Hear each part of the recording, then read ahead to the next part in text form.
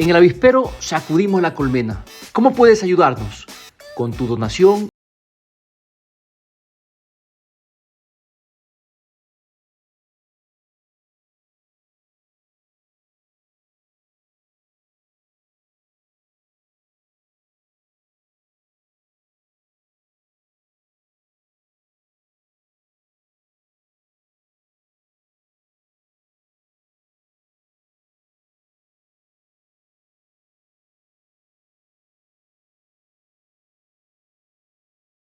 Entrega de En el Avispero. Estamos con un invitado especial, Ramiro Aguilar. La verdad es que me hacía mucha ilusión conversar contigo, estimado Ramiro. Bienvenido a este espacio. Qué gusto saludarte, un saludo muy cordial a todas las personas que nos están siguiendo en redes y el gusto es mío, créeme, y vamos a ver qué le podemos sacar, qué jugo le podemos sacar a este lindo encuentro. Estoy seguro que lo vamos a aprovechar, Ramiro. Y mira, me gustaría empezar este diálogo profundizando en este pasaje de Shakespeare que tienes en tu perfil de ex. Estuve indagando un poco, ¿no? En tus últimas publicaciones. Y esta es una línea que proviene de Henry IV, me parece, ¿no? Esta famosa obra de Shakespeare. Y la cita dice, y perdóname el inglés, seguramente es maltrecho, no es tan bueno como el del Novita, pero bueno, ahí vamos. I can call spirits from the vasty deep, ¿no? Que se traduce, yo puedo invocar espíritus de las vastas profundidades. Why, so can I or so can any man, ¿no? Pues bien, yo también o cualquier hombre puede hacerlo. But will they come when you do call for them? Pero ¿vendrán cuando los llames? Es la pregunta. Y este intercambio, estimado Ramiro, entre Glendower y Hotspur, creo que nos sirve bien, ¿no? Para proponer una serie de reflexiones en esta coyuntura. Pero hablo de reflexiones profundas sobre la naturaleza del poder, la fe, las promesas, en fin. Por un lado tenemos a Glendower afirmando que puede convocar espíritus, pero Hotspur responde con escepticismo y cuestiona el poder real detrás de esa afirmación. Yo te pregunto, ¿tú eres más del equipo de Glendower o del estilo, digamos, más sarcástico y más directo de Hotspur? Yo intuyo la respuesta, Eh, ¿no? Sin duda más directo y esos personajes, particularmente de la obra de Shakespeare, de Enrique IV y Enrique V. Hay uno que me gusta mucho, Abraham, y es Falstaff. Falstaff el Gordo, Ajá, y esto va a tener una importancia muy particular en lo que te voy a decir. El Gordo era muy amigo del príncipe Hal, es decir, de el príncipe Enrique antes de que sea Enrique V, sí, y sí. era un tipo, pero desmadrado, ¿no? Es decir, chupaba, jugaba las cartas, eh, era un promiscuo, una brutalidad del tipo. Y su compañero de juerga era el gordo Falstaff, Sir John Sí. Falstaff. Cuando muere su padre, cuando muere el rey Enrique IV y al príncipe Hal le toca convertirse en Enrique V, el gordo Falstaff dice, puta, se me hizo, ¿no? O sea, aquí ya tenemos el billete, tenemos el poder, tenemos todo. Y en el momento en el que Falstaff acude a la coronación de su pana, de su ñañón, de su Claro. compañero de juerga, eh, ya Enrique V le dice a su consejo real, cualquier cosa que quieras tratar, trata con ellos. Y un poco la reflexión en torno a esto, y por eso te decía que es súper importante, ahora es que una cosa es cuando eres un joven afortunado, millonario, heredero de la corona, que no tienes ninguna responsabilidad y en consecuencia puedes darte la vida de juerga que se mandó el príncipe Hal, es decir, el príncipe Enrique, pero cuando te pesa la responsabilidad de la corona, en este caso la responsabilidad de la conducción de Inglaterra, entonces ya no tienes espacio ni para la juerga, ni para los amigotes, ni para la huevadilla, como dicen en la Claro. Constitución victoriana. Ya es otra historia, ¿no es cierto? Y justo en esto estaba, para que veas que la vida tiene unos giros extraños, justo en esto estaba pensando ayer, porque tenemos un presidente muy joven, un Sí. presidente que es un tipo mimado de los dioses, ¿no? Es decir, nació en cuna de oro, es hijo de una de las fortunas más grandes del país, nunca tuvo apuros ni apremios y que de pronto la suerte le sonrió al punto que se convirtió en presidente de la República de un pequeño país bananero del centro de la América del Sur, pero en presidente de la República y en el responsable de 18 millones de almas. ¿Ok? Entonces, lo interesante de esto, en torno a esta correlación con Enrique Quinto es qué poco pesa la banda presidencial del Ecuador, qué Ujú. poco pesa la banda presidencial del Ecuador, qué poca responsabilidad te transmite, que sigue siendo el niño mimado, el príncipe Hal, es decir, no hay una transformación en términos de que te comiences a tomar la vida en serio. Claro, claro. Es decir, cualquiera puede decir, pensando en ese pasaje, Ramiro, cualquiera puede decir que se puede invocar fuerzas misteriosas, pero lo importante al final es si esas fuerzas realmente Te responden. responden. Exacto, o Eh, sea, pero invocar a los esa tensión espíritus, entre expectativa y realidad, ¿no? Esa diferencia entre lo invocar a que... los espíritus cualquiera. Exacto, exacto. Esa diferencia entre lo que podemos pretender controlar o entender y la realidad de esa supuesta influencia, ¿no? Yo creo que resume la tragedia del Ecuador, por eso me parece muy pertinente el pasaje, porque, digamos, este pequeño pasaje de Shakespeare, qué paradoja, ¿no? O sea, qué brutal, ¿no? Que tengamos que extraer este tipo de enseñanzas, ¿no? De cuestiones que vienen del norte, pero es que es un pasaje que grafica muy bien, nítidamente, el estado de promesas incumplidas que vive el Ecuador bajo la presidencia de este niño rico al que aludes, ¿no? A Daniel Noboa. Pero también nos invita, Ramiro, a la autocrítica como ciudadanos, porque yo no quiero quedarme solo en eso, ¿no? En la crítica, sino en la autocrítica, ese autoengaño. ¿Cómo ha sido posible que hayamos permitido tantas veces que nos engañen a aquellos que declaran tener habilidades o buenas intenciones, ¿no? Esos farsantes que invocan soluciones mágicas sin haber demostrado nunca su compromiso con las grandes mayorías? Es una pregunta interesante en la medida en la que el pueblo ecuatoriano busca siempre el chamán, Ujú. ¿ya? Es decir, no proyectamos el país a largo plazo, no entendemos que, que la historia de los pueblos es una historia que es transgeneracional, es decir, no es cuestión de una sola generación o de una sola vida, pero queremos todo ya. Entonces, como queremos todo ya, más que el trabajo y la experiencia en política pública de las personas que pretenden gobernarnos, es decir, si alguien quiere gobernarte, debería presentarte credenciales, a eso quiero llegar. Debería Claro, decirte, a ver, mínimo. mi trayectoria, exacto, mi trayectoria es esta, en mis anteriores funciones he hecho esto, en consecuencia yo ofrezco esa credencial, que es una credencial de vida, al elector para que el elector escoja. Mi pensamiento es este, esto está escrito, estos son mis artículos, esta es mi forma de ver la vida, este es quienes han sido parlamentarios, estos son mis discursos parlamentarios. Entonces, ustedes ya saben a qué atenerse en resumidas cuentas. Pero si buscas el chamán, es decir, si buscas el petardo, el tipo que asoma de la nada, que simplemente te plantea un producto electoral, un resultado del marketing electoral, te privas como país de la posibilidad de que tú tengas un referente respecto de lo que la persona hizo antes, hombre o mujer. En el avispero sacudimos la colmena. ¿Cómo puedes ayudarnos?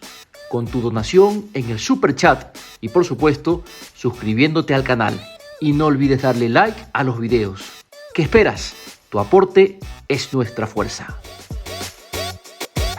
¿Y cómo está siendo tu cotidianidad en este contexto, Ramiro, en este nuevo Ecuador que resuelve, ¿no? ¿En qué medida se ha visto alterada digamos, tu día a día? ¿Qué plan tienes, por ejemplo, para el feriado en estas circunstancias? A ver, para el feriado ninguno, porque no puedes escapar a los apagones. Entonces, los apagones van a ir en tu bolso de viaje y vas a tener 14 Claro, horas de apagones donde te vayas. La inseguridad va en tu bolso de viaje, entonces vas a estar expuesto donde vayas. Y la chirez va en tu bolso de viaje.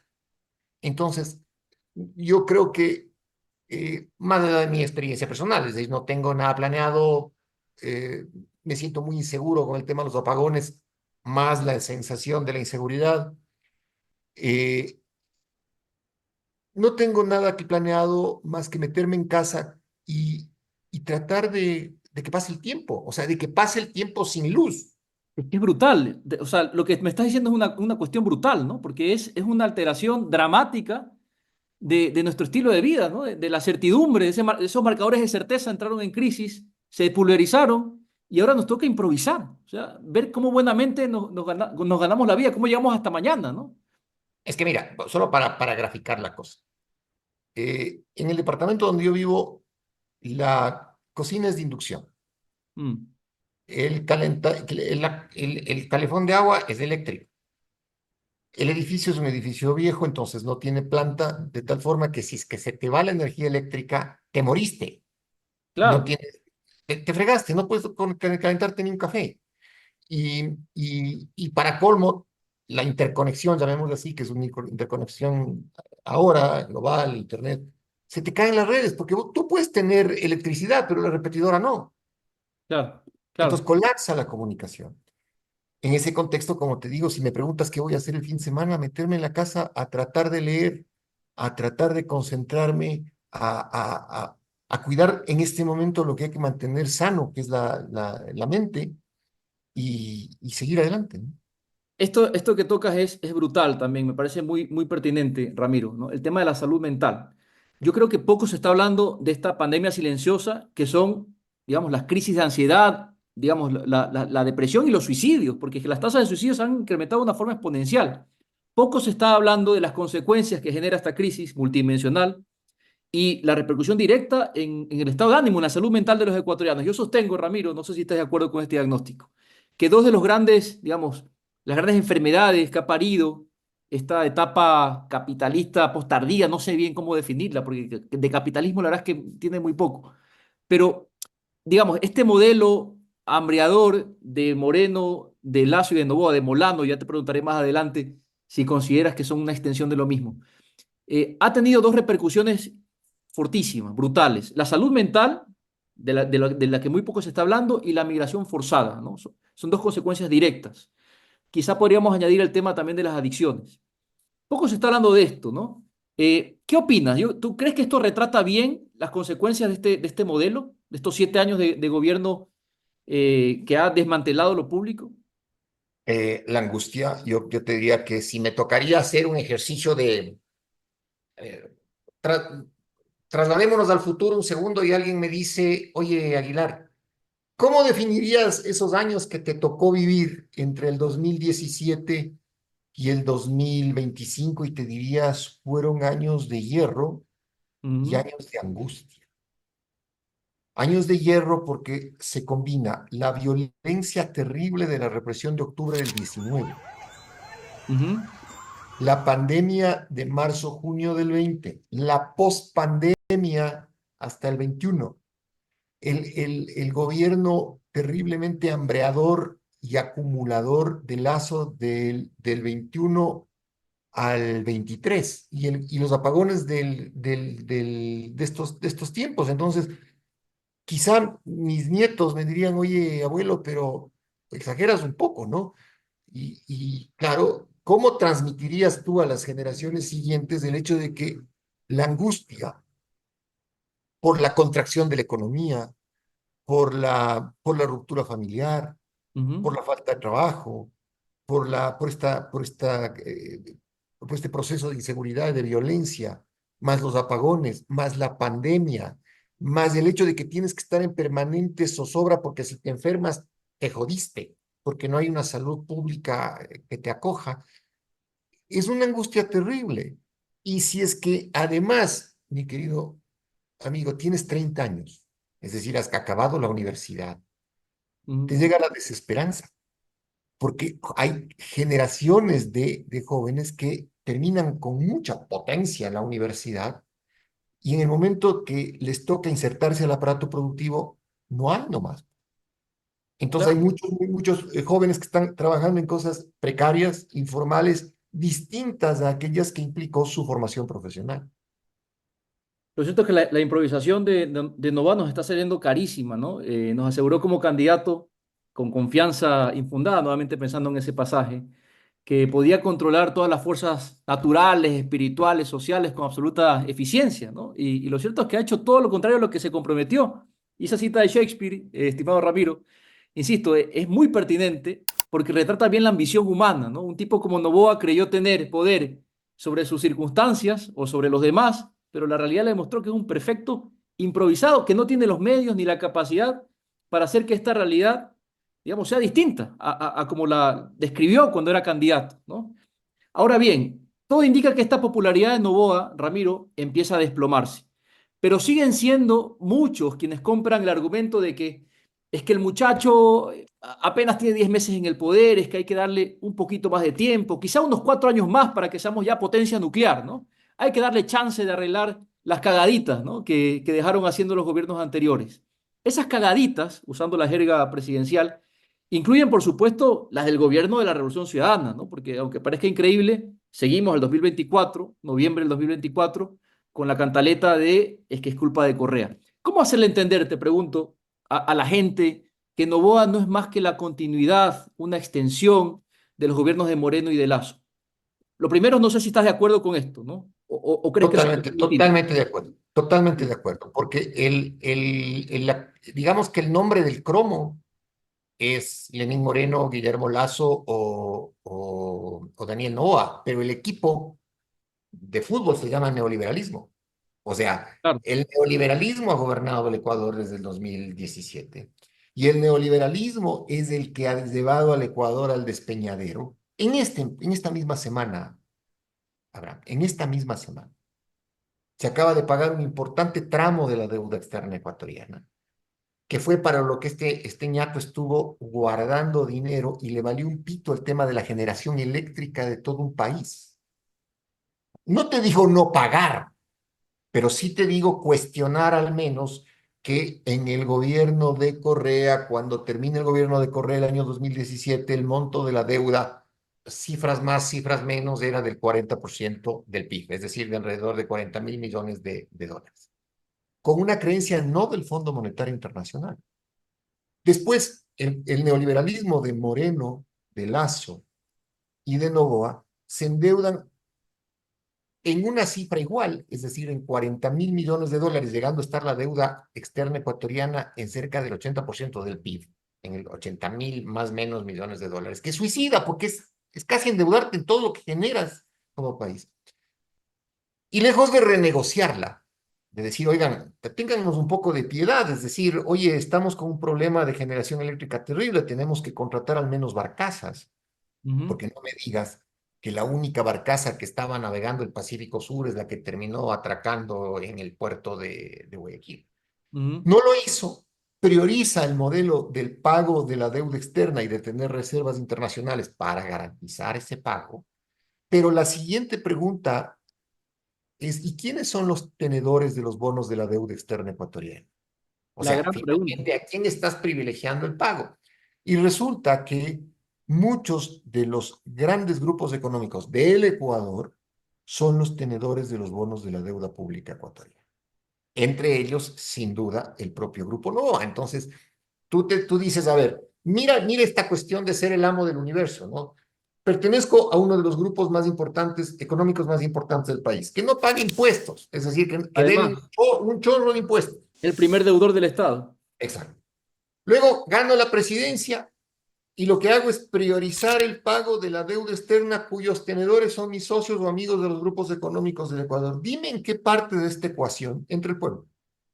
Claro, claro. Entonces, al pueblo hay que decirle, para responder tu pregunta de cómo hacerle entender, es decirle, mire, no se trata aquí de cuál es la cara del cromo, o sea, el rostro del afiche. Se trata del modelo económico y el modelo es el que ya no da más. El modelo no da más, o sea, no veo de dónde, y te digo esto con con absoluto escepticismo, no veo que el Ecuador pueda, a través de este modelo, llegar a tener mejores días, a vivir bien, ¿no? Ujú. Yo hice un ejercicio que le invito siempre a la gente que lo haga, y es, no hay que pelearse con inteligencia artificial, es una herramienta bien interesante, Leí casi tu todo, artículo, leí tu artículo, casi, ya sé por dónde exacto, vas, exacto, ya sé para dónde vas. exacto, exacto. Entonces, vean, no me crea a mí, no le crea a Abraham, no le crea a Rafael Correa, no, pregúntele a una cosa neutra que es pura inteligencia artificial, es decir, es un software. Y póngale las variables que tiene el Ecuador. Sí. Dígale qué opina. Oye, las respuestas son para que se te ponga la piel de gallina. En el avispero sacudimos la colmena. ¿Cómo puedes ayudarnos? Con tu donación en el super chat y por supuesto suscribiéndote al canal.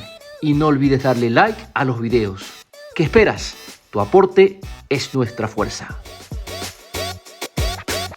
Brutal. Sí, bueno, ya vamos a hablar de eso porque en ese mismo artículo al que aludes, Ramiro, al final tu conclusión es bastante pesimista. No sé si la inteligencia artificial es totalmente neutra, ¿ah? Eso también es un tema para para la discusión.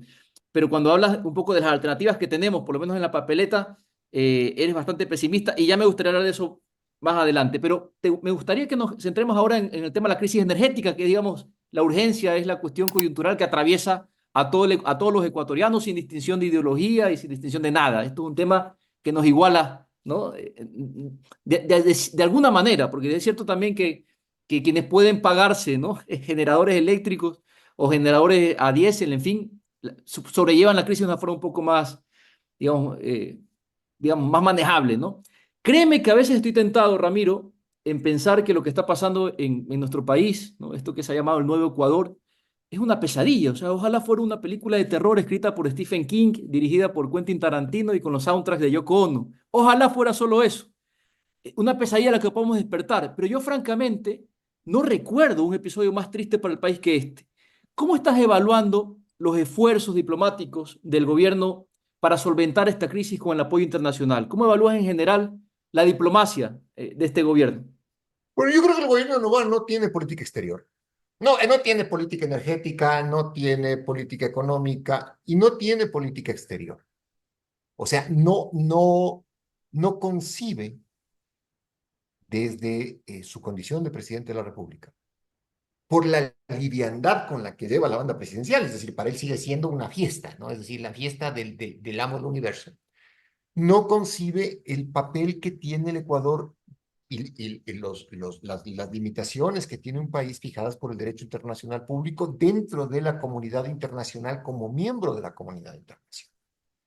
Entonces, en su tontería, porque no hay otra palabra, mira en la entrevista que le hace el fin de semana anterior, bueno, no entrevista, en este Pasaje diálogo, mediático. exactamente, en este podcast que hicieron Daniel Noboa con Rafael Cuesta, donde Rafael Cuesta estaba haciéndole preguntas a su sueldo y, y Daniel Noboa estaba respondiéndole al rol de pagos. Pero él dice, oigan, yo ya me metí a la Embajada de México. Claro. Entonces ya deberían saber cómo soy. Yo soy un tipo que tengo arrestos, ¿no? Que soy un tipo que tengo valentía. Oye, es el único país en el mundo que tiene un presidente que se vanagloria de haber hecho pedazos del derecho internacional y de haberle metido al Ecuador en un serio problema internacional. Y a los ecuatorianos, porque hay muchos ecuatorianos que están viviendo en México, que no pueden renovar pasaporte, que no pueden ser visitados por sus familias, que no pueden ser auxiliados por las autoridades consulares del Ecuador en caso de migración ilegal. Y ese mismo personaje que no tiene ni idea de política internacional, había tenido antes un preámbulo y de haberle mandado a su vicepresidenta a Israel bajo el pretexto de que quiere que la vicepresidenta del Ecuador intervenga como un elemento importante en la búsqueda de la paz en el conflicto entre israelíes y palestinos. O sea, no la sospecha. Ese mismo presidente, en el momento en el que tiene que al menos tratar de tirar puentes con Colombia para que Colombia, una vez satisfecha su propia demanda de energía, nos venda energía, termina lanzándole una piedra a Gustavo Petro, pero impresentable. Entonces tú te preguntas, a ver, entra la biografía en Wikipedia de Daniel Noboa y dices, estudió en Stern, en una escuela de negocios, en Nueva York, luego pasó a estudiar en alguna escuela de política en Harvard. Y vos dices, ¿cómo este ñato, pero cómo este ñato pasó por ahí? Y me acordaba de que en West Point, a ver, la Academia Militar de los Estados Unidos, que tiene un prestigio importante, por ahí hubo un ecuatoriano que estuvo en West Point. Fue compañero de cuarto de Rafael Leonidas Trujillo, te estoy hablando de hace muchísimos años, y eso no le hace al ecuatoriano que te estoy contando héroe de guerra, ni le hizo el mejor estratega militar. Entonces, a mí me sorprende que un tipo que ha pasado al menos por universidades que deberían haberle dado una visión del mundo más global, haberle situado en el contexto internacional, haberle dado una idea tanto en la negociación privada o en la pública o en la política pública y privada de la importancia de la tolerancia, de la interacción, de la interdependencia, de que debes, además, si vas a depender de tus afines, pues no de quienes te quieren colonizar. Claro, claro. Entonces, no, olvídalo, compadre. No, si pasó por Harvard, pasó por la vereda de enfrente. Has dicho, Entonces, has no dicho, tiene Ramiro, política exterior. que Novoa es, digamos, no es un tipo auténtico, ¿no? Y que es más bien, digamos, un tipo muy básico, como si tuviera el software de los Nokia analógicos. Cuando leí ese tweet me cagué de risa, la verdad. Creo que es una forma elegante de decirle tonto, pero con sinceridad te pregunto, ¿crees realmente que se trate de un tipo, digamos, con pocas luces, nunca mejor dicho, un niño rico, caprichoso, jugando a ser presidente? ¿O hay detrás del personaje, digamos, un ser maquiavélico que usa su inteligencia para favorecer intereses de una minoría? No, no, no, no. No, no, no, ¿Cómo no. lo defines? Yo creo que el hombre es muy básico. El hombre es extremadamente básico. Créeme que la analogía que mejor encuentro es la del celular analógico. O sea, los primeros Nokia, esos no eran smartphones, o sea, no hay forma. Pero Eh, fíjate que Carlos Vera dice que ese movimiento de cejas es sinónimo de inteligencia. Está sí, claro, deslumbrado. pero Carlos Vera también es una máquina de escribir, pues, o sea, están conversando entre una máquina de escribir y un celular analógico o un teléfono de disco. No, no, no, no, porque creo yo que cualquier persona que tuviera un mínimo de sentido común, ya no de sentido de estadista, sino de sentido común, no habría dicho las tonterías que el hombre dice, no habría hecho las tonterías que ha hecho y sobre todo se habría rodeado de gente inteligente, de gente Ujú. capaz, porque a ver, no se trata de que el presidente de la República sepa todo, es imposible. No hay forma. Y aunque supiera todo, aunque fuera un Google humano, no tiene tiempo porque tiene que ser presidente y dejar a sus ministros que asuman la responsabilidad de sus carteras de Estado. ¿Sí? Pero si no tienes equipo, entonces ¿a quién le pides? Pues? Claro, claro. ¿A quién le pides? Mira, el nivel de gestión del gobierno nacional. Es decir, ¿qué es la gestión? Es decir, yo al principio del año tengo un presupuesto, digo esto me voy a gastar, ¿en qué me voy a gastar para mejorar las condiciones de vida de los ecuatorianos o para mantenerme al menos operativo Ujú. como está? El nivel de ejecución a este punto, que estás hablando de noviembre del año, no debe superar el 50%. Entonces, dime tú, Abraham, ¿dónde está la inteligencia de tipos como Novoa o de tipos como Milei, el argentino? ¿Dónde está la inteligencia de querer llegar a una receta con la que el Fondo Monetario sueña, que es el déficit cero? ¿Qué implica déficit cero? Que tú te gastes exclusivamente aquello que ingresas y eso implica que descuides, desmovilices, debilites y destruyas los servicios públicos. Pero Ujú. para tener déficit cero, no se necesita ser un genio, pues se necesita no ejecutar nomás. O sea, Claro. no hacer, es quedarte inmóvil. Y el Ecuador tiene un nivel de ejecución muy bajo. ¿Qué es lo que trae como consecuencia? Que no hayas reparado a tiempo el sistema nacional interconectado, que no hayas rehabilitado y mantenido a punto el sistema de generación térmica, que no tengas carreteras, que no tengas puentes, que no tengas hospitales, que no tengas escuelas, que cuando hay un incendio en Loja, ¿a quién tuvieron que llamar? Tuvieron que llamar a la Fuerza Aérea del Perú para que apague el incendio. No tienes generación de energía, ¿a quién tienes que llamar? Tienes que rogarle a Petro y a Colombia que te venda. Entonces, te hago una pregunta sencilla. Si un Estado como el nuestro no tiene recursos para educar a su gente, para darle seguridad a su gente, para cuidar a su gente, para pagar los incendios literales o para darle energía, ¿para qué sirve el Estado? En el avispero sacudimos la colmena. ¿Cómo puedes ayudarnos? Con tu donación en el super chat y por supuesto suscribiéndote al canal. Y no olvides darle like a los videos. ¿Qué esperas? Tu aporte es nuestra fuerza. Claro, claro. Sí, sí, totalmente, totalmente de acuerdo, ¿no? Yo te digo que me distancio un poco de esa idea de que figuras como Noboa o Lazo, digamos, entran a la política institucional solo por capricho. Ojalá fuera solo por eso, un simple deseo de poner su retrato en el salón amarillo de Carondelet. Yo creo que lo que en verdad motiva a estas oligarquías competitivas, ¿no? Un poco haciéndole el guiño a Dal, es el enriquecimiento. O sea, para esta gente la patria es el dinero, no hay más.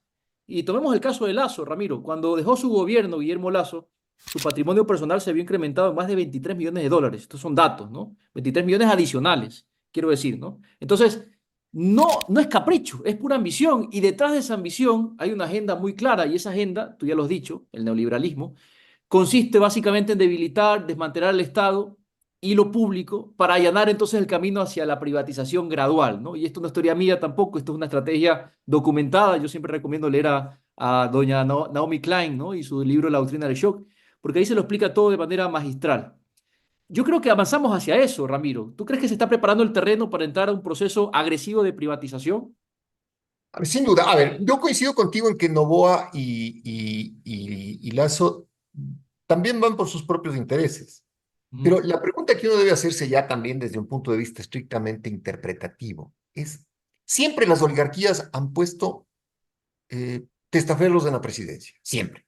Es decir, alguna vez a un ilustrísimo guayaquileño, Urbina Jado, que era el dueño del Banco Comercial y Agrícola de Guayaquil en la época de la plutocracia, le preguntaron, oiga, don Urbina, y usted que era hijo del general, además era hijo del general José María Urbina, ¿y usted por qué no es presidente del Ecuador? Y la respuesta de Urbina Jado fue, ¿yo para qué voy a ir si puedo mandar a mis abogados? Y no te Claro, olvides que fue presidente de la República, uno de sus abogados, José Luis Tamayo. Entonces, siempre las oligarquías, cuando han podido, han gobernado por interpuesta persona. La cuestión interpretativa interesante aquí es qué hace que esta gente ahora quiera además entrar a paladear el poder real, a que le tomen la foto y le suban en el palacio, en el Salón Amarillo.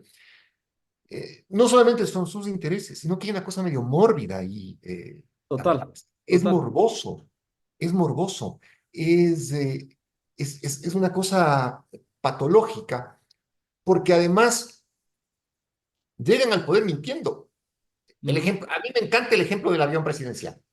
Lazo, que es luego un lujo socialista, que él lo primero que va a hacer es vender el avión. Lo mismo el payaso este de Milei en la Argentina y Bolsonaro en el Brasil y ahora Noboa, ¿no? Pero llegan a la presidencia y, compadre, no paran en el sillón presidencial. Es decir, viajan más que sobrecargos.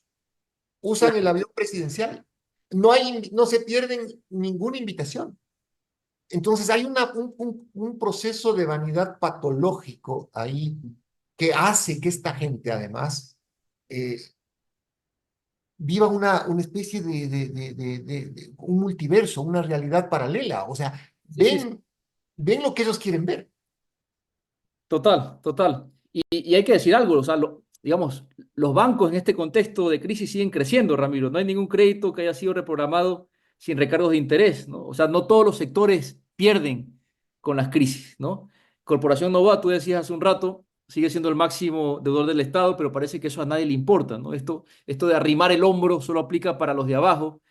En países como el que yo estoy en España, sería un auténtico escándalo, algo como esto. Has sostenido tú que Noboa debería dimitir. Yo me conformaría, te confieso, con que no sea candidato y se estrene de una vez como presidente en los meses que le quedan al mando. ¿Cómo crees que se resuelva el tema de Verónica Abad? Porque este creo que sigue siendo el gran escollo. A ver, yo creo que el hombre debe dimitir porque a ver, volvemos al tema del peso de la banda presidencial, la verdad. A ver, o sea, pones un bodoque en la presidencia de la República. Ok. Así son las democracias. Las democracias tienen también sus locuras. Ujú. ¿Sí? De hecho, Churchill decía cuando terminó la Segunda Guerra Mundial, eh, casi muere la democracia por los totalitarismos y apenas se salvó, comenzó a cometer las mismas locuras que casi la matan, que es la permanencia de estos movimientos de extrema derecha, totalitarios, etc. Que es un poco lo que le pasa a la democracia ecuatoriana. Es decir, la democracia ecuatoriana tiene sus locuras, tiene esta cuestión chamánica de la que hemos conversado esta tarde. Y en ese contexto, el pueblo tampoco exige, a pesar de que hay una disposición constitucional clara de transparencia, de rendición de cuentas, de que el funcionario debe explicarle al país qué es lo que está haciendo, el pueblo ecuatoriano no pide no le pide que rinda cuentas a nadie. ¿Te has dado cuenta? Contabilidad. Desde el 2017 nos han dado palo, literal, palo en las calles con Romo en el octubre del 19, muertos que si es que las agencias internacionales no ponían el foco de la cámara, aquí se negaban los medios corporativos los muertos por la pandemia, les mandaban a morir en casa diciendo que era una simple enfermedad respiratoria. Se ha negado la crisis económica durante el gobierno de Lazo y ahora en la crisis energética te dicen cualquier tontería. Ok, pones un papanatas en la presidencia, pero lo mínimo que puedes hacer como sociedad, si es una sociedad sana, es pedirle que rinda cuentas. Y si Claro, no puede, decirle, oiga, dimita. El concepto político de la dimisión es decir, oigan, ¿saben qué? Me voy. O cometí una falta tan brutal que ya no tengo cara para ustedes, y no puedo poner la cara porque ya es imposible, un gran ujú, escándalo. O soy un inepto, perdí una guerra, dejé morir a mi pueblo, no estuve cuando me necesitaron, dimito. Sí, pero los ecuatorianos no usamos mucho el concepto de la dimisión y casi nos conformamos con decir, ojalá este man se vaya, pues ojalá no sea candidato. Entonces yo sí creo que me ratifico, yo creo que el hombre debe dimitir. Coincido contigo que si ya la dimisión no es opción, al menos que tenga sangre en el rostro y diga, bueno, me quedo gobernando hasta mayo y me voy. Pero si no es así, y yo creo que es lo que va a pasar, probablemente va a ser duramente castigado en las urnas, duramente castigado en las urnas. En el avispero sacudimos la colmena. ¿Cómo puedes ayudarnos? Con tu donación en el super chat y por supuesto suscribiéndote al canal. Y no olvides darle like a los videos. ¿Qué esperas? Tu aporte es nuestra fuerza. Te decía, si echas en falta, Ramiro, una reacción popular más contundente, ¿no? Antes, por mucho menos, salía la gente a marchar. ¿Cómo explicas este estado de inmovilismo, ¿no? Una suerte de shock colectivo, no sé si es miedo, cansancio, resignación, es quizá el triunfo del apoliticismo. Parece que es mejor encender las velas que encender las calles, ¿no? En sentido literario, digo, por si acaso.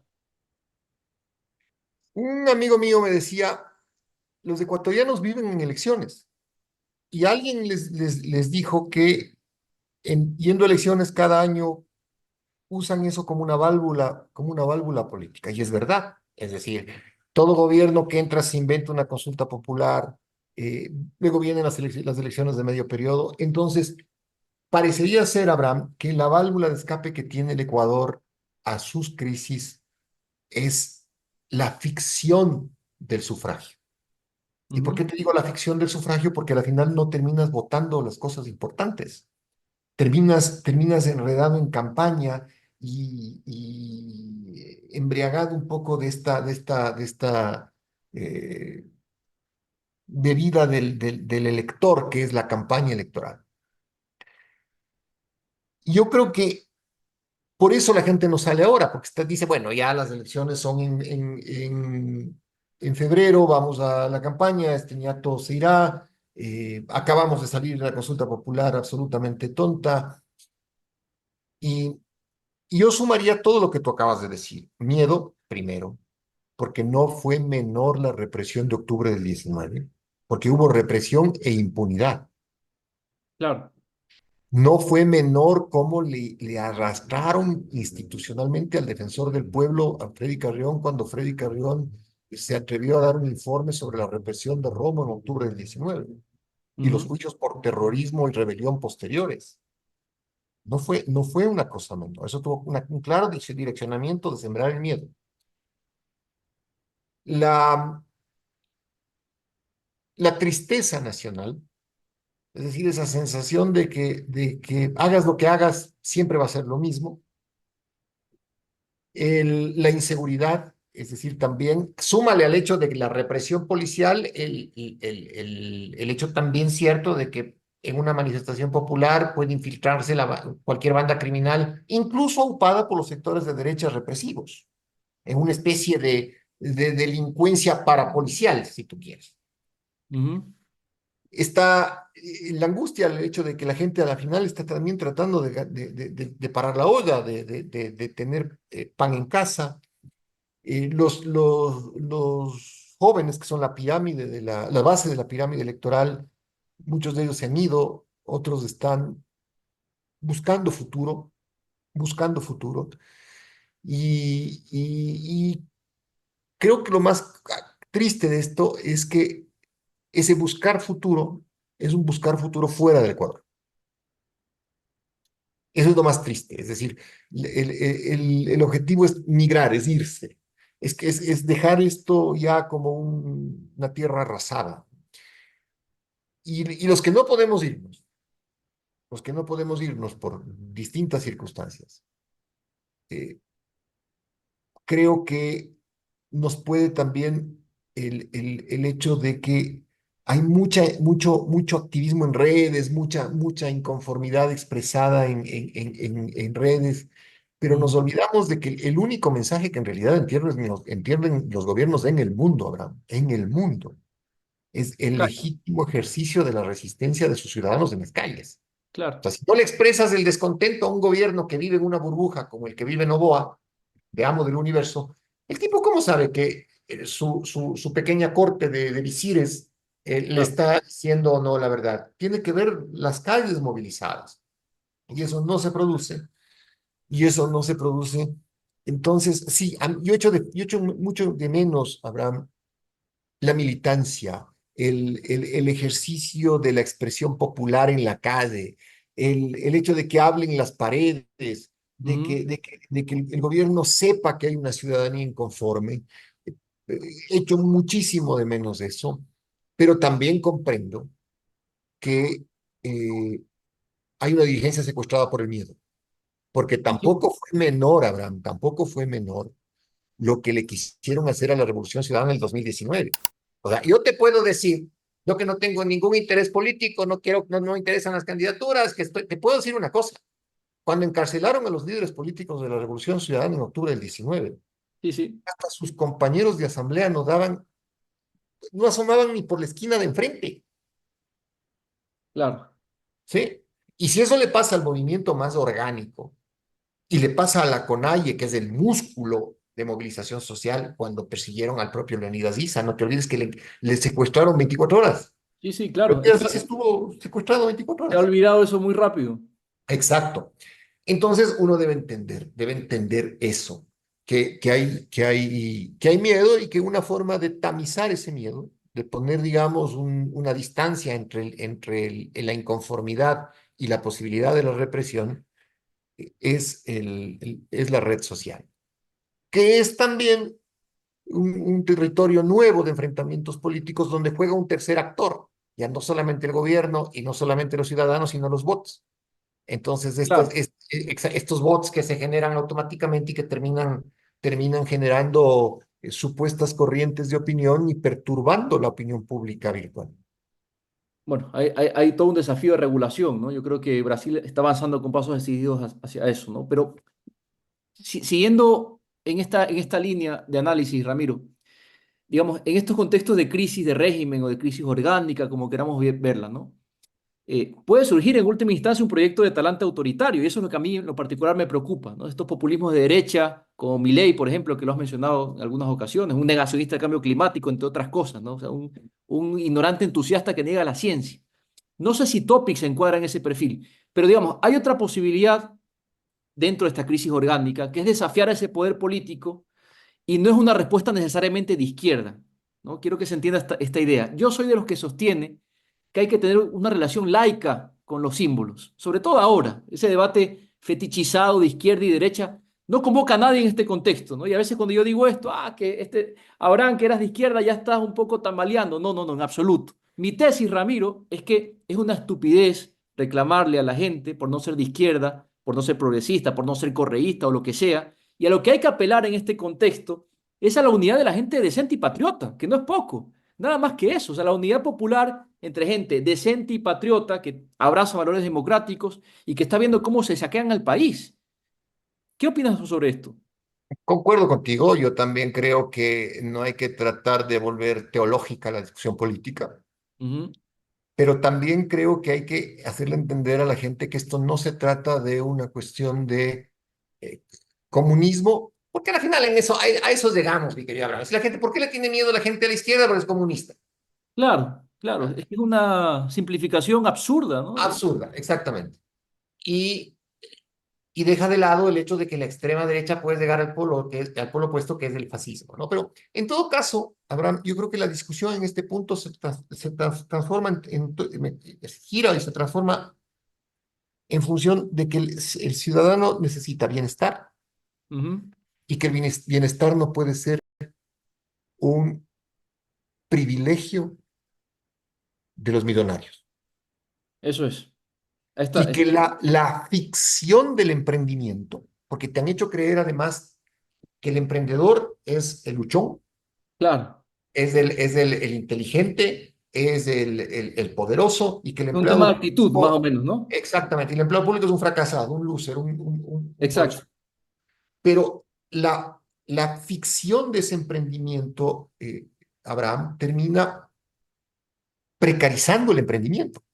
Es decir, los emprendedores que están lavados del cerebro por ese concepto de que son luchones, terminan sin tener seguridad social, Ujú. sin tener jornada laboral, sin tener vacaciones, con su familia trabajando 24/7 en el salón de comidas, en la tienda de abarrotes, en la peluquería. ¿Por qué? Porque tienen que comer, pero niegan la posibilidad, digamos, de que son progresistas, llamémoslo así, porque les han vendido la idea de que el emprendedor no puede ser progresista, que el emprendedor tiene que ser liberal. Y aquí hay que estar claro de que en sociedades, sobre todo como la nuestra, que son muy desiguales, no podemos permitir que el estado de bienestar mínimo de un ciudadano se transforme en un privilegio y sea perseguido como un privilegio. Es decir, por ejemplo, un bono de la pobreza es perseguido, pero el indulto tributario es aplaudido. ¿Por Claro, qué? claro. Entonces, oye, a ver, no podemos nosotros ceder a ese concepto. Luchemos por un estado de bienestar, que al final es lo que Aristóteles decía, el hombre es un ser político porque busca un estado de Son bienestar. politicón, ¿no? Exacto, busca un estado de bienestar, pero el bienestar tiene que ser para la mayoría de las personas, Abraham. Claro, claro. Esa es la razón de ser de la gestión pública, darle bienestar a la mayoría de las personas. Yo creo que esto que dices, Ramiro, también grafica bien a qué problema nos enfrentamos. Yo creo que lo que subyace a esta discusión es digamos, una batalla cultural pendiente, ¿no? O sea, este triunfo de esta subjetividad individualista, esta sustitución del sindicato por el psicólogo, ¿no? Privatizar los dolores, esto que Byung-Chul Han llama el sujeto del rendimiento, ¿no? Los seres humanos hemos sido reducidos a ser meros sujetos del rendimiento, órganos sexuales del capital, nada más que eso, ¿no? En una pieza de engranaje que debe seguir funcionando ad infinitum. En el avispero sacudimos la colmena. ¿Cómo puedes ayudarnos? Con tu donación en el super chat y por supuesto suscribiéndote al canal. Y no olvides darle like a los videos. ¿Qué esperas? Tu aporte es nuestra fuerza. Ahora bien, hasta hablemos un poco de la cuestión política, o sea, cómo enfrentar políticamente esta vaina. O sea, cómo nos plantamos frente a esta situación, porque la salida es política. Has dicho en este artículo que mencionabas hace un momento, creo que lo publicaste el 10 de octubre, que ninguno de los 16 binomios que está acreditado para las presidenciales tiene la capacidad, tiene el conocimiento ni el sentido de realidad que es durísimo, ¿no? En este momento que exige el país. Yo, por supuesto, no estoy de acuerdo con esto. No quiero estar de acuerdo porque si no cerremos las persianas, recojamos los bártulos y vámonos, ¿no? En lo personal, digamos, sí deposito mis esperanzas en un binomio y se puede intuir cuál es. Pero te pregunto, ¿por qué tienes esta percepción tan pesimista sobre las opciones que tenemos ahí en la papeleta? Por lo que acabas de decir tú, mi querido Abraham, por esta ausencia del concepto de la realidad en el mensaje de los 16 binomios. O sea, tú y yo No lo sabemos. detectas en ninguno. No, no, no. Y no lo detectó. Además, porque se está priorizando el marketing electoral en todos, que está bien, es una campaña electoral, pero a ver, una campaña electoral en un país en condiciones normales Ujú. puede ser una fiesta, ¿sí? Una campaña electoral en un país de posguerra, en un país, porque el Ecuador vive casi una economía de posguerra, Abraham, en una situación de posguerra, en una crisis terrible, una campaña no puede ser sino un durísimo baño de realidad, De acuerdo. un durísimo baño de realidad, que implica una cuestión que es básica, no ofrecer aquello que no puedes cumplir. Ahora, los consultores políticos te dirán que no vas a ganar nunca, compadre, porque la gente no quiere oír desgracias, sino quiere oír que le saques del problema. La gente en campaña quiere oír cómo le vas a sacar del lío, la gente en campaña quiere oír qué obra vas a hacer, la gente en campaña quiere oír qué bono le vas a dar. La gente va a una campaña electoral como una familia a Navidad. Como un mercado de demanda, ¿no? La política Eh, reducida a un mercado de demanda. Exacto. Y yo creo que cualquier gobierno en mayo del 2025 lo que va a tener es un duchazo de realidad. Y ahí es donde viene la gobernabilidad. Si tú no has preparado un escenario de realidad en tu campaña electoral, no vas a tener un escenario de gobernabilidad porque el electorado no politizado, Ujú. ¿sí? Ese lo que va a decir es, oye, compadre, pero si vos en campaña me dijiste que todo estaba chévere, pues que me ibas a dar la vuelta al panecillo, que me ibas a resolver el tema con un acuerdo con israelitas en 5 minutos, y resulta que no ha sido así. Pero ¿cuántas veces vamos, Abraham, que no ha sido así? 2017, 2021, 2025, y eso agota la paciencia del ecuatoriano, y ahí es donde se puede colar esto, un fenómeno de extrema derecha que diga, bueno, al carajo los pastores, se jodió la Navidad. Es decir, aquí se acabó todo. Y como la gente tiene mucha desesperanza, entonces dice, bueno, ya, peor no podemos estar. Entonces, yo creo que si tú me dices cuál es el principal reto que tienen todas las campañas electorales Ujú. en estas elecciones, es entrar a sentarse a la mesa del naipe electoral con un juego de barajas que refleje la realidad. Porque si no, vas a tener un enorme problema de gobernabilidad porque no terminas de asumir una realidad posguerra. Sí, yo estoy de acuerdo con eso, completamente de acuerdo, ¿no? Ahora bien, yo sí cifro las esperanzas, digamos, en una propuesta, porque tú lo has dicho, o sea, hay un binomio que, más allá de todas las críticas que se puedan ejercitar, tiene un proyecto país, o sea, la RC, digamos, es una marca registrada con sus aciertos y errores, pero es un proyecto de país, un proyecto coral que tiene algunos liderazgos importantes hoy, ¿no? Año 2024 en territorio, y yo eso no lo veo con tanta nitidez en otros, digamos, en otras propuestas políticas. Ahora bien, más allá de esas discrepancias que podamos tener, a mí lo que me preocupa en este contexto, al final, es que lleguemos a elecciones en igual, digamos, con las reglas básicas garantizadas. ¿Hasta qué punto crees que el TCE, el Tribunal Contencioso Electoral, le meta la mano a este proceso? Porque yo creo que a estas alturas ha quedado claro que estos jueces son alfiles políticos del gobierno. Pero es que no solamente le mete mano al proceso electoral en el momento previo, no en el conteo de votos. En el conteo de votos, si es que tú le metes una montaña de votos encima, es complicado bajarte una elección, a menos que te la robes. Y Ujú. ahí el ejemplo venezolano es terrible. Es decir, uno de los miedos que tiene el electorado latinoamericano, Abraham, respecto de las posiciones progresistas, sobre todo las bolivarianas, es que te robes una elección como se robó la elección Maduro al no poner sobre la mesa las actas. Y que termines diciendo, lo último que ha dicho es, bueno, si quieren participar en las siguientes elecciones seccionales, los reconozcan esta, mis estimados. Y eso ha sido el motivo de una posición muy crítica de Lula, de una posición muy crítica de Gustavo Petro, y de una posición menos crítica, pero a la final una posición no de sonrisas del gobierno mexicano, tanto de Andrés Manuel López Obrador cuanto de la presidenta Sheinbaum. Pero a Ujú. donde quiero llegar es esto. Si metes una montaña de votos y te dejan ver las actas, es difícil que un tribunal contencioso electoral o un Consejo Nacional Electoral te robe una elección, a menos que te la robes completa, es decir, con tribunal y todo. Pero le están metiendo mano antes. A Ujú. ver, a la propia Revolución Ciudadana, mi querido Abraham, le sacaron del mapa electoral el 2019. O sea, la Revolución Ciudadana tuvo que ir a ser candidata, a recoger un movimiento político, creo que era, no me acuerdo, el de Espinel, Después tuvo Sí. que pactar con Jairala, porque te privaron del vehículo electoral. ¿Ya? Hoy se está discutiendo si le admites o no la candidatura Topic. Ujú. Estás viendo si calificas o no listas nacionales, pero además le meten mano al resultado postelectoral. Con estas supuestas infracciones electorales, terminan los políticos que han ganado una elección siendo rehenes del Tribunal Contencioso Electoral, que es un poco lo que le pasa al alcalde de Quito. El alcalde de Quito, Pavel Muñoz, ha bajado mucho el decibel de su voz, ha tenido que tocar muy bajo, ¿no es cierto?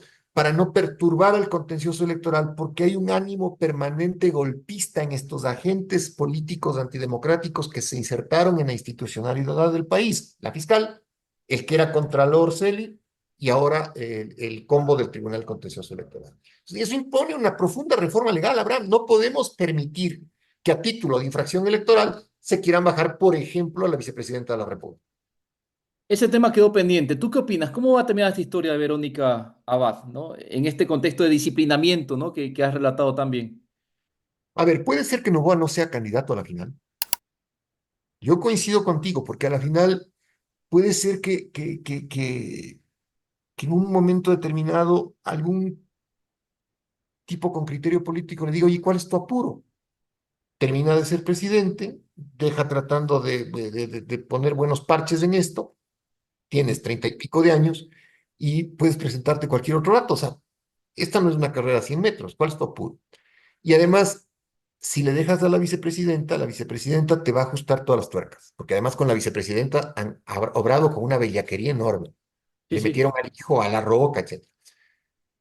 Puede ser que termine usando a estos agentes políticos antidemocráticos como el Tribunal Contencioso Electoral para con cualquier pretexto fumarse a la vicepresidenta, con cualquier pretexto.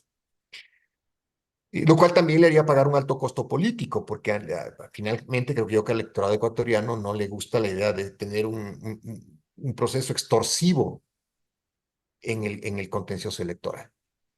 Es decir, o renuncias o te voto. Pero es un tema que molesta mucho, Abraham. O sea, es una cosa ahí que está fastidiando, porque además no entra en la cabeza de nadie con sentido común esta enemistad que además nadie te ha dado una explicación. Es decir, tú Claro. al final del día no sabes cuál es la bronca de un ñato que escoge una candidata a la vicepresidencia, que es su vicepresidenta, y que de la noche a la mañana termina siendo su enemiga pública número uno. No te dicen ni por qué. Sí, sí. Sigue siendo una intriga, ¿no? Que no se ha resuelto. El chisme no lo contaron completo, ¿no? En todo caso, a mí me parece muy, digamos, decidor esta voluntad de personas que inclusive no comulgan ideológicamente con Verónica Abad, porque la verdad es que es muy difícil comulgar con las ideas que abraza Verónica Abad, pero sin perjuicio de eso, ¿no? Las distancias que podemos tener con Topic, las distancias evidentes que tenemos con Abad. Yo creo que el momento nos exige a quienes, digamos, refrendamos nuestra confianza en el sistema democrático a defender, ¿no? Las mínimas instituciones del Estado de Derecho, de la razón ilustrada, Ramiro, que es el problema de nuestro país, es que ni siquiera tenemos, digamos, condiciones para hacer política, es que la política se alimenta del conflicto, es la materia prima con la que se hace política. El conflicto es la materia prima de la política, pero si no podemos encauzar ese conflicto en un marco democrático, en un cauce democrático, entonces declaremos de una vez al país como una dictadura, es que no hay otra forma de graficarlo. Pero además, un conflicto habrá que necesita tener una bandera. Ahora, dime de los 16 candidatos. Yo entiendo que Luisa González y la Revolución Ciudadana no enarbolan la bandera del Fondo Monetario, entendería que Leonidas Issa tampoco, entendería que Carlos Rabascal tampoco, así como entendería que Topic, entendería que Noboa, entendería que Cucalón son abanderados del Fondo Monetario Internacional. Claro. Y te vas dando cuenta que ya no necesitas nombres. Es decir, la siguiente elección, como fue la elección del 2017 y la del 2021, vuelve a ser una cosa que es progresismo, ponle el nombre que quieras. Es decir, finalmente el progresismo termina siendo los que queremos una sociedad de bienestar para la mayoría de la gente, donde los privilegios no sean exclusivamente patrimonio de los ricos. Y el neoliberalismo, que es el patrimonio de los ricos, incluido el patrimonio público, más esta ficción de un emprendimiento precarizante, Ujú. ¿sí? y regresivo en tema de derechos. ¿Te das cuenta que ya ponme los 16 candidatos y te diré, sí, finalmente habrá que golpearle la puerta al Fondo Monetario y decirle, oiga, Fondo Monetario, de estos 16, póngale una banderita del FMI a quien usted considere un afín. Es que Un lindo ejercicio. el fondo es el candidato 17, Ramiro. Yo El sostengo fondo es, sin duda, el fondo y ponlo ahí a los medios, al la TCE, embajada americana, sin duda. el aparataje institucional, ¿no? Bueno, te agradezco muchísimo por el tiempo. Yo sé, me encantaría poder seguir charlando contigo, pero sé que dispones de muy poco tiempo antes de que se te vaya la luz. Sí, exactamente. Vamos terminando la entrevista con una especie de pimponeo, un tiki-taka, con preguntas cortas, ¿no? Me gustaría un poco, digamos, explorar tu parte menos conocida, ¿no? Yo creo que a veces este tipo de preguntas ayudan a conocer mucho mejor al político, a la, digamos, a la persona detrás del personaje, ¿no? Ahora en España estoy en un debate que se ha generado por el famoso intelectual Íñigo Errejón, que en lo particular yo lo he seguido mucho, ¿no? El hombre ha tenido que renunciar, ha tenido que entregar su acta de diputado porque está siendo acusado bueno, por gravísimos, digamos, señalamientos de acoso sexual, en fin. Y ha mandado un comunicado donde hace una distinción entre el personaje y la persona, ¿no? Yo no sé si esa dualidad, eh, digamos, tiene algún sentido, ¿no? Es una pregunta que me la formula de manera muy genuina, pero bueno me enredo mucho en este preámbulo y al final lo que te quiero preguntar si eres más de gatos o más de perros para arrancar. Hoy de gatos. Hoy de gatos, ok. Hoy de gatos. Un plato predilecto, Ramiro, uno que te prive, un plato nacional. El seco de gallina criolla. Ah, seco de gallina criolla. Seco de gallina criolla, ¿no? Dios fue generoso con el Ecuador y le enseñó a hacer seco de gallina criolla. Chuta, no sabes cómo se extraña eso por acá. Un personaje de la historia con el que te gustaría tomar un café o una biela, como quieras. Velasco. Velasco Ibarra. Velázquez Ibarra. Ahora, háblame de una película, una que me recomiendes, una buena que hayas visto o una serie que te haya apasionado. Una serie, no, a ver, la serie yo creo que Game of Thrones es la serie, Ya. es la serie. Y una película que haya visto últimamente, no, más bien creo que hay una ausencia de cine en este proceso post pandemia. Pero yo soy mucho de películas de acción. O sea, y para el drama que vivo todos los días. Y a ver, un libro y una canción, que es lo que generalmente le pido a todos mis invitados, ¿no? Un libro que estés leyendo o uno que te gustaría recomendar, que te haya marcado, y una canción. A ver, el libro lo tengo a mi derecha, que está ahorita, porque los libros también son como la comida, lo que te... Hay este lindo libro que no sé si te llegas a ver en cámara, es Puertas de Muestras amor, de amor de un colombiano que se llama Arciniegas, ¿no? Arciniegas, exacto. Consíguelo ligero, livianito, lo vas a disfrutar mucho. Y una canción en este momento, porque también las canciones son episódicas, Sí, yo sí. en este momento te diría Volver a empezar, de Alejandro Lerner. Ok, me la noto, me la noto. Bueno, nada, agradecerte, Ramiro, por el tiempo compartido, ¿no? Por la frontalidad, por ese análisis agudo e incisivo al que nos tienes acostumbrados. No siempre estoy de acuerdo con todo lo que dices, pero creo que tu reflexión es honesta, es auténtica y eso se agradece siempre, ¿no? Así que quiero recomendarles a todos seguir la cuenta de ex, antes Twitter, de Ramiro Aguilar, que además sirve como una suerte de catarsis, ¿no? Por cierto, te agradezco en esta parte final por desbloquearme, porque no sé por qué en algún momento me tuviste bloqueado en ex y bueno, ahora me complace saber que nos seguimos mutuamente.